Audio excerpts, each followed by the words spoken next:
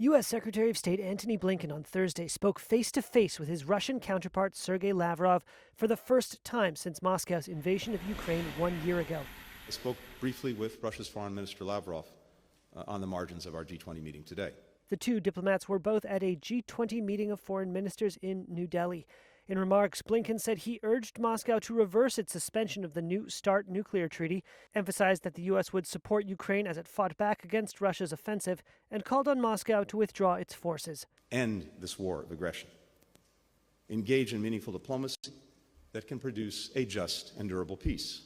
Blinken also said he pressed Lavrov to release American citizen Paul Whelan, who Russia accused of spying and sentenced to 16 years in prison. Washington says Whelan is not a spy, and the charges against him are a sham. Russian news agencies reported the Russian Foreign Ministry said Lavrov and Blinken spoke, quote, on the move for less than 10 minutes at the end of the closed-door session and did not engage in any negotiations. Relations between Washington and Moscow are at their worst level in decades. Blinken said that despite these tensions, the two great powers should be able to work together on matters of global security. I told the foreign minister that no matter what else is happening in the world or in our relationship, the United States will always be ready to engage and act on strategic arms control, just as the United States and the Soviet Union did even at the height of the Cold War. Inside the summit, the United States and European allies urged the group of 20 nations to keep up pressure on Moscow to end the conflict.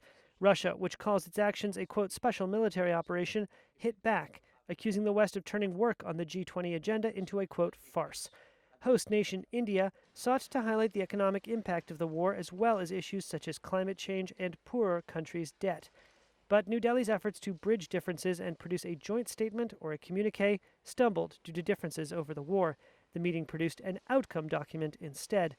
India has declined to publicly blame Russia for the war and has sought a diplomatic solution while boosting its purchases of Russian oil.